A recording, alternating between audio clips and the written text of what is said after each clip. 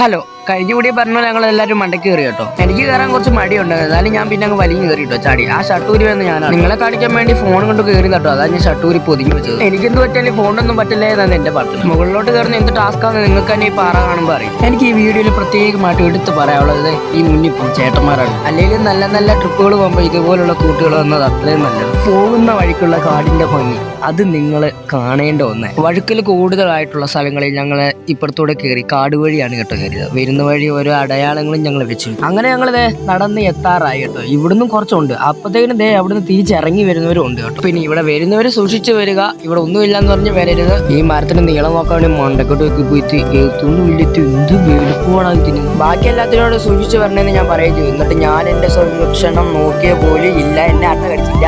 അങ്ങനെ കടിച്ചാട്ട അവരെല്ലാം എടുത്ത് കളഞ്ഞതിന് ശേഷം ഞങ്ങൾ പിന്നെ മുമ്പോട്ട് കയറി കേട്ടോ. അങ്ങനെ എത്താറായപ്പോൾ ഞങ്ങളൊരു സാധനത്തിനെ കണ്ടു. അവൻ എന്നെ നോക്കി അങ്ങനെ കിടക്കുക. പിന്നെ വിറകായപ്പോൾ ഞാൻ അവനെ വെറുതെ വിട്ടു. അങ്ങനെ എത്തിയെന്ന് പറഞ്ഞ് എനിക്കിപ്പോൾ അടുത്ത മല വന്നേക്കുന്നത്. മിക്കവാറും ഇന്ന് ഞാൻ മൂക്ക് കൂത്തു ഉറപ്പാ. അങ്ങനെ ഞങ്ങൾ സ്പോട്ടിലെത്തി കേട്ടോ. ഇതാണ് കേട്ടോ സ്പോട്ട്. ബാക്കി നിങ്ങൾ കണ്ടോ.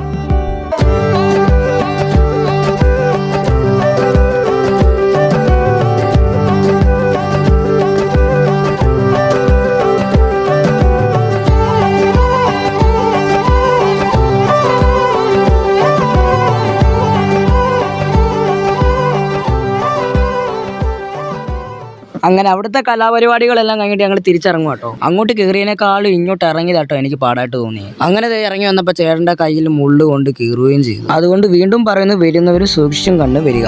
അങ്ങനെ ഞങ്ങളുടെ ദൗത്യത്തിന് ശേഷം ഞങ്ങൾ താഴെ എത്തി കേട്ടോ. അപ്പോൾ ഓക്കെ, അത്രേ ഉള്ളൂ. Okay, bye, Tata.